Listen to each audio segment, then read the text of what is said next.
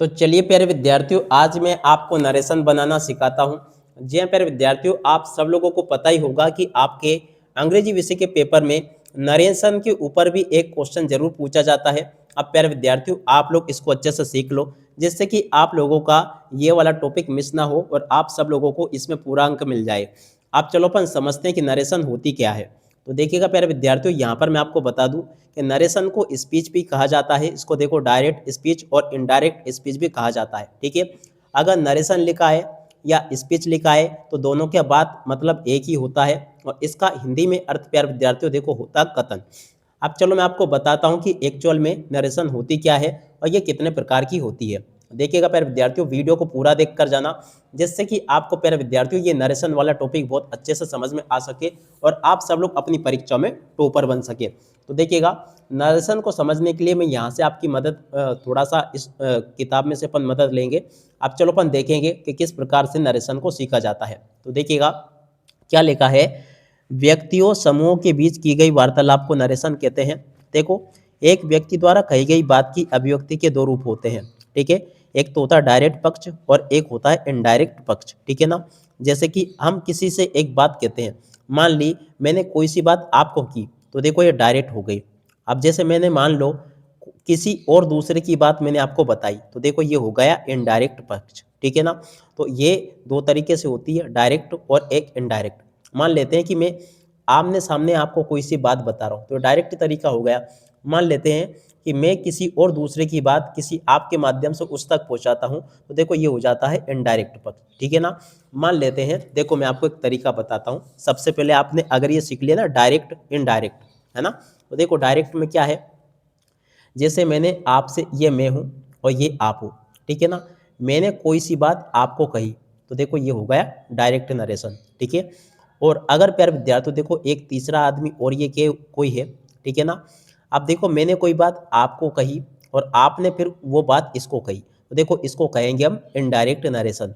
अब आपको अच्छी प्रकार से समझ में आ गया होगा, डायरेक्ट में दो होते हैं और इनडायरेक्ट में तीन होते हैं।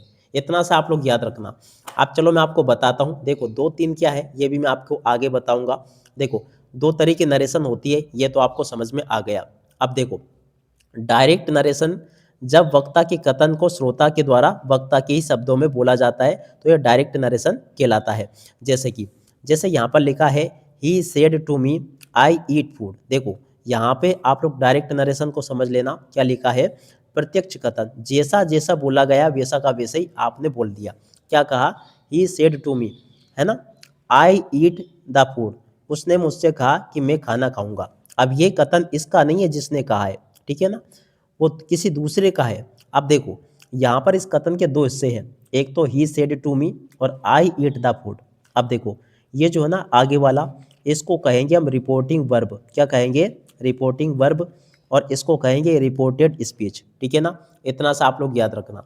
अब चलो मैं आपको डायरेक्ट नरेशन जो होती है ना, इसके दो भागों को समझाते हैं। तो देखो यहाँ पर लिखा है, part of direct narration. Direct narration के दो भाग होते हैं, एक तो रिपोर्टिंग वर्ब होती है और एक रिपोर्टेड स्पीच और डायरेक्ट स्पीच होती है। ठीक है ना, ये दो ही है जो कि मैं आपको बता रहा हूँ। अब देखो रिपोर्टिंग वर्ब क्या होती है, डायरेक्ट नरेशन का विभाग जो इन्वर्टेड कोमा के बाहर होता है, जिसमें से या से संबंधित कोई अन्य वर्ब होती है, रिपोर्टिंग वर्ब कहलाती है। ठीक है ना, जैसे इसमें सेड मिल गया, कभी कभी सेज आ जाएगा, तो ये आपका इन्वर्टेड कोमा जो है ना, ये इसके बाहर जो शब्द लिखा है उसको हम रिपोर्टिंग वर्ब कहते हैं। ठीक है, अब आगे देखो रिपोर्टिंग स्पीच क्या होती है, डायरेक्ट नरेशन का विभाग जो इन्वर्टेड कोमा के अंदर होता है, जैसे कि ये इन्वर्टेड कोमा के अंदर है, तो इसको हम क्या कहेंगे, रिपोर्टेड स्पीच। ठीक है, अब देखो इस प्रकार से प्यारे विद्यार्थियों आप लोग इसको पढ़ लेना। अब यहाँ तक कि आपको समझ में आ गई होगी। अब चलो मैं आपको आगे समझाता हूँ।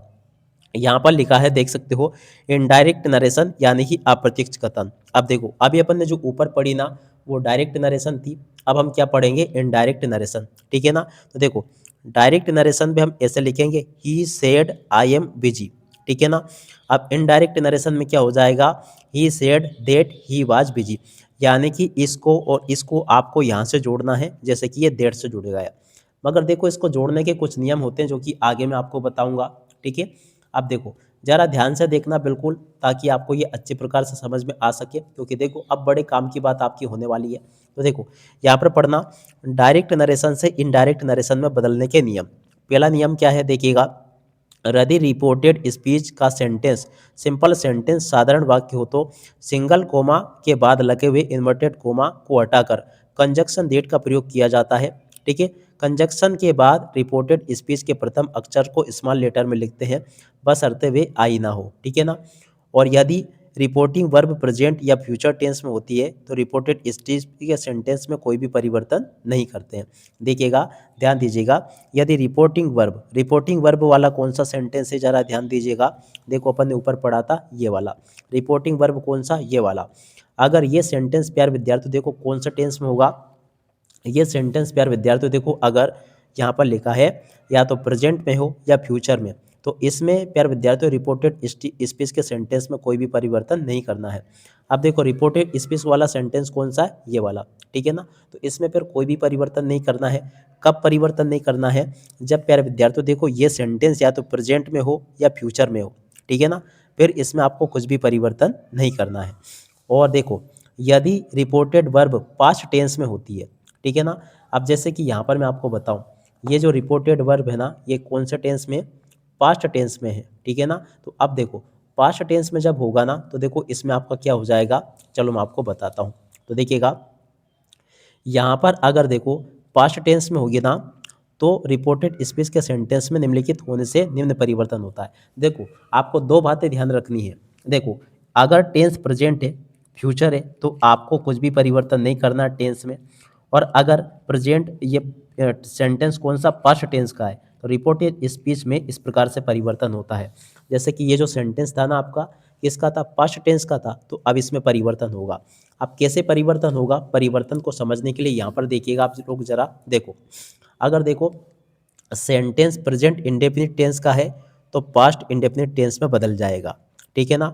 अगर प्यारे विद्यार्थियों सेंटेंस प्रेजेंट परफेक्ट टेंस का है तो देखो पास्ट परफेक्ट टेंस में बदल जाएगा। प्रेजेंट कंटिन्यूअस का है तो देखो पास्ट कंटिन्यूअस में चला जाएगा। प्रेजेंट परफेक्ट कंटिन्यूअस का है तो देखो पास्ट परफेक्ट कंटिन्यूअस में चला जाएगा। और पास्ट इंडेफिनिट टेंस का है तो देखो पास्ट परफेक्ट में चला जाएगा। और ध्यान दीजिएगा, पास्ट परफेक्ट की बिल्कुल आपको कुछ भी नहीं बनाना है इसमें, ये ऐसा कैसे रहेगा। उसी प्रकार से past continuous tense past perfect continuous में चला जाएगा। और पास्ट परफेक्ट कंटिन्यूअस टेंस, इसमें प्यार बच्चों देखो कुछ भी चेंज आपको नहीं करना है। तो ये चेंज कब करना है प्यार विद्यार्थियों, देखिएगा यहाँ पर ध्यान दीजिएगा, जब रिपोर्टेड वर्ब पास्ट टेंस में हो। देखो रिपोर्टेड वर्ब मतलब ये वाला हिस्सा।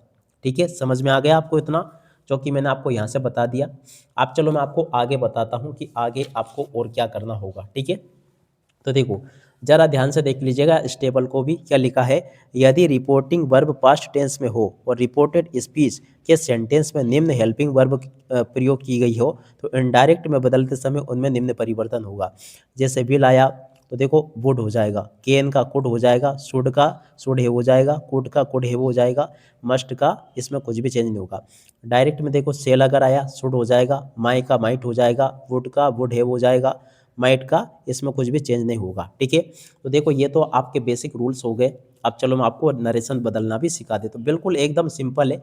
और देखो अब ये आपको मैं ज़्यादा नियम कानून नहीं बता रहा हूँ, मगर जो जैसे ऐसे बच्चे जो कि ज़्यादा पढ़ने वाले हैं उनके लिए। तो देखो यहाँ पर क्या लिखा है, यदि रिपोर्टेड स्पीच में सदैव सत्य रहने वाले तथ्य यूनिवर्सल ट्रूथ जैसे the earth moves around the sun, the sky is blue, तो देखो ये सबसे ज़्यादा बार पूछा जाता है परीक्षाओं में, इसको याद रखना आप, है ना, का वर्णन हो तो रिपोर्टिंग वर्ब के पास्ट टेंस में होते हुए भी रिपोर्टेड स्पीच के सेंटेंस में टेंस में कोई परिवर्तन नहीं करते। मतलब ऐसे यूनिवर्सल ट्रूथ अगर होते हैं जो हमेशा सत्य रहेंगे, तो उसके साथ में अगर ये पास्ट टेंस में है ना, फिर भी उसमें कुछ भी परिवर्तन हम नहीं करेंगे रिपोर्टेड स्पीच में, ऐसा कैसे रख देंगे, केवल डेट इससे जोड़ के। और डायरेक्ट से इनडायरेक्ट बदलते समय रिपोर्टेड स्पीच में प्रोनाउंस जैसे कि I, we, you, me, us, my, our, myself, ourselves में रिपोर्टिंग वर्ब में सब्जेक्ट वक्ता पर्सन नंबर तथा जेंडर के अनुसार बदल जाता है, किंतु उनके केस में कोई परिवर्तन नहीं आता है। ठीक है, अब बाकी प्यारे बच्चों देखो ये नियम है, आप लोग इनको देख लेना, अब पूरा का पूरा समझ लेना। अब मैं देखो सीधा सीधा आपको लेकर चलता हूँ कहाँ पर, आपको नरेशन सिखाने के लिए। तो देखो तीन टेंस होते हैं, आपको तीनों टेंस की नरेशन सिखाई जाएगी। तो देखो सबसे पहले हम प्रेजेंट टेंस की नरेशन को सीख लेते हैं। देखो डायरेक्ट से इनडायरेक्ट बदलना। देखो यहाँ पर क्या लिखा है, यदि रिपोर्टिंग वर्ब प्रेजेंट टेंस में होती है तो रिपोर्टेड स्पीच में कोई परिवर्तन नहीं होता है, सिर्फ दैट लगाकर कोम हटा देना है, ठीक है ना। और देखो कैसे करना है, जैसे कि सेज।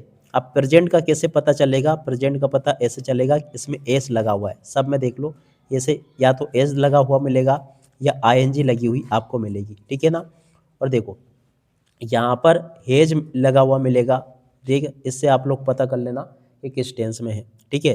तो इस प्रकार से आप लोग इसको देख लेना, या तो आपको प्रेजेंट की कोई हेल्पिंग वर्ब देखने को मिलेगी या फिर आपको प्रेजेंट की जो भी कंडीशन है ना उस हिसाब से आप लोग पता कर लेना। अब देखो इसको बनाना कितना सिंपल होता है, जैसे ये लिखा था he says I am a boy, तो कोई ये क्या हो जाएगा, ही सेज देट, इसको पूरा हमने काय से जोड़ा, देट से, ये जो आई है ही में बदल गया इज ए बॉय।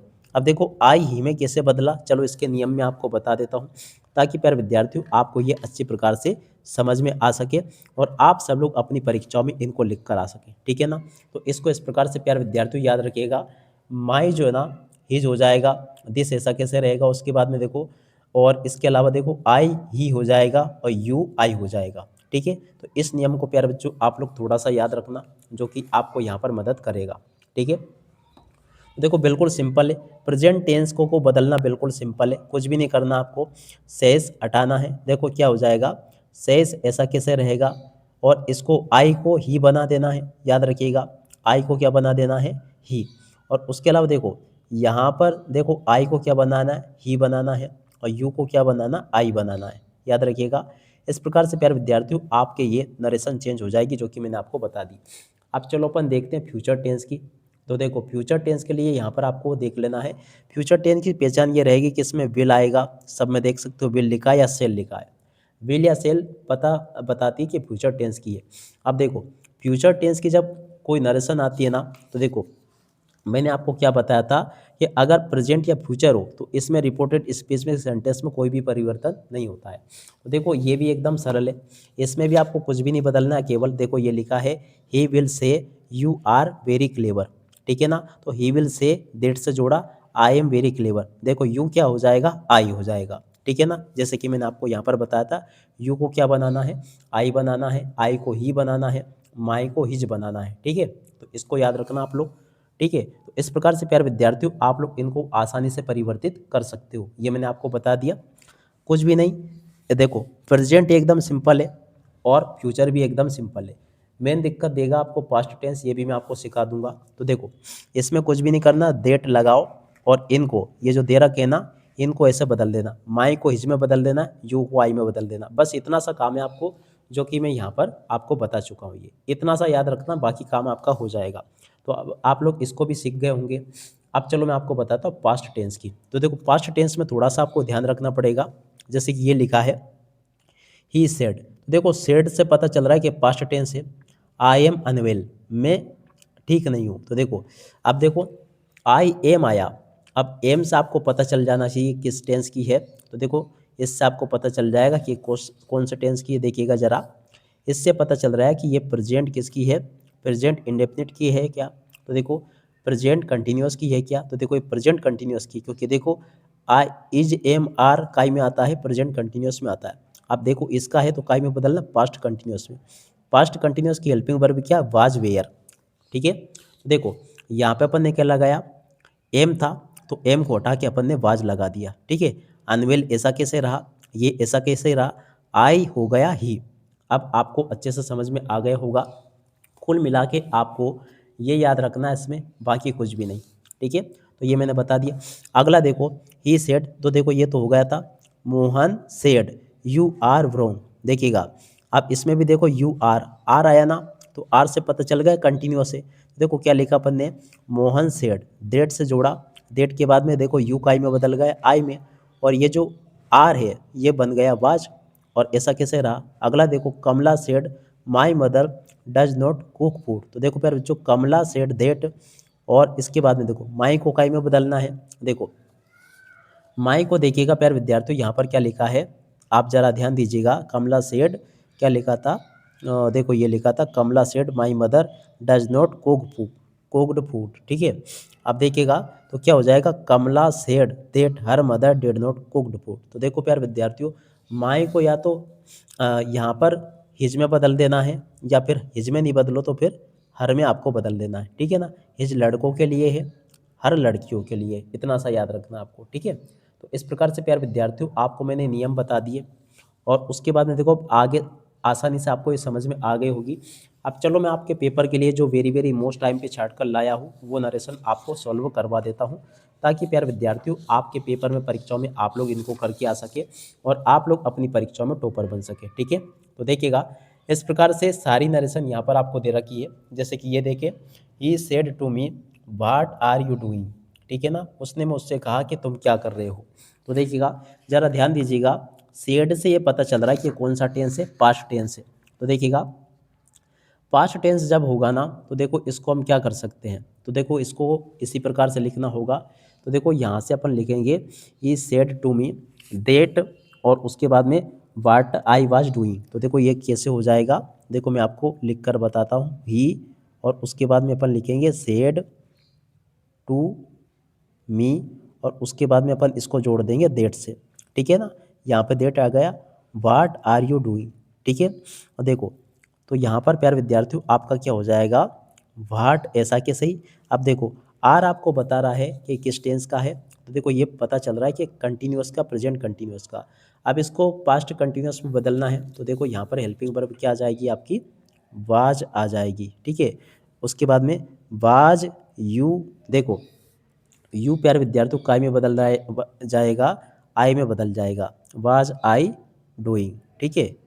इस प्रकार से प्यारे विद्यार्थियों आपको ये बना लेना है, ठीक है। तो इस प्रकार से प्यारे विद्यार्थियों आप लोग कोशिश करना, बाकी के सेंटेंसेस प्यारे विद्यार्थियों देखो आपको ये दे रखे हैं, इसी प्रकार से आपको इनको बनाने होंगे जैसे कि आपको मैंने बताया।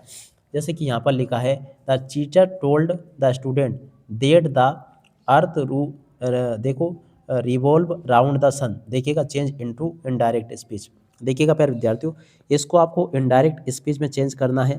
तो देखिएगा बाकी जो आपके पेपर के लिए क्वेश्चन दिए गए ना प्यारे विद्यार्थियों, सभी के सभी वेरी वेरी मोस्ट टाइम भी है, इनका सॉल्यूशन चलो अब मैं आपको यहाँ पर बता देता हूँ। तो देखो इस प्रकार से आपको मैंने सभी के सभी ये जो बताए ना, इनको आप लोग बदल के देना, बदल के देखना, क्योंकि देखो ये आपके प्रैक्टिस के लिए काफ़ी सारे बता दिए। तो अगर आपने इनको अच्छे से हल कर लिया ना तो आप लोग पूरा का पूरा ये समझिए पूरे नंबर आपके इसमें से आ जाएंगे। अब आशा करता हूँ कि प्यारे विद्यार्थियों अब आपको ये नरेशन अच्छे प्रकार से समझ में आ गई होगी। अब इसमें का प्यारे विद्यार्थियों आपका एक भी नंबर मिस नहीं होगा, ठीक है। बाकी आपको केवल इन चीज़ों के ऊपर ध्यान देना जो कि मैंने आपको पहले बताई। अब इसी के साथ में इस वीडियो को यहीं पर पूरा करते हैं। नमस्कार, जय हिंद, जय भारत।